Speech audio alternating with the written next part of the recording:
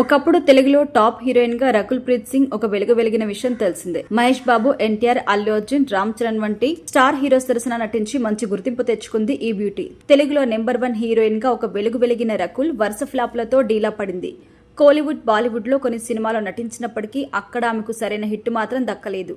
దీంతో రకుల్ కి అవకాశాలు తగ్గిపోయాయి. ఇదే సమయంలో రష్మిక, పూజా హెగ్డే, శ్రీలీల వంటి స్టార్స్ ఇండస్ట్రీలోకి తీసుకురావడంతో రకుల్ రేస్ లో వెనుకబడిపోయింది.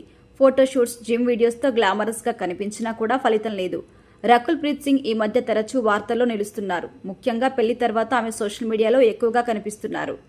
ఇక రకుల్ వ్యక్తిగత జీవిత విషయానికొస్తే, జాకీ బగ్నానీ అనే వ్యక్తితో రకుల్ ప్రేమాయణం సాగించింది. 2 ఏళ్లు డేటింగ్ చేసిన వీరిద్దరూ గత ఏడాది ఫిబ్రవరి 21న పెళ్లి చేసుకుని ఒకటయ్యారు.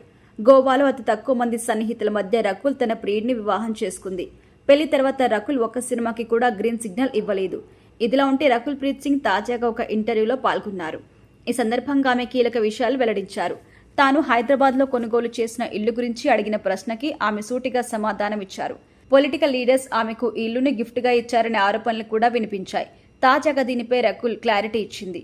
ఈ పుకారు తన తండ్రికి తెలిసి తీవ్ర ఆగ్రహానికి గురై పెద్ద రచ్చ చేశారని రకుల్ వెల్లడించారు. దీనికి గట్టి కౌంటర్ ఇవ్వాలంటూ అగ్గి మీద గుగ్గిలమయ్యారని కూడా తెలిపింది. తాను చిన్నప్పటి నుంచి కష్టపడి ఒక్కో రూపాయి పోగు చేసి ఈ ఇల్లు కొన్నాను అని, కానీ తన ఇంటిపై ఇలాంటి రూమర్ రావడం ఏంటి అని తన తండ్రి ఫైర్ అయ్యారని కూడా ఆమె తెలిపారు. ఈ విషయంలో రకుల్ తన తండ్రిని కూల్ చేశారట. ఇలాంటి చెత్త రూమర్స్ వస్తుంటాయి, వాటిని పట్టించుకోవద్దని తండ్రికి చెప్పినట్టుగా తెలిపింది. మనం రియాక్ట్ అయితే వాళ్ళు హైలైట్ అవుతారు, సైలెంట్గా ఉండడమే బెటర్ అని తండ్రిని శాంతింపజేశారట. ఇలా హైదరాబాద్లో ఉన్న ఇల్లును కష్టపడి కొన్నామని రకుల్ క్లారిటీ ఇచ్చింది.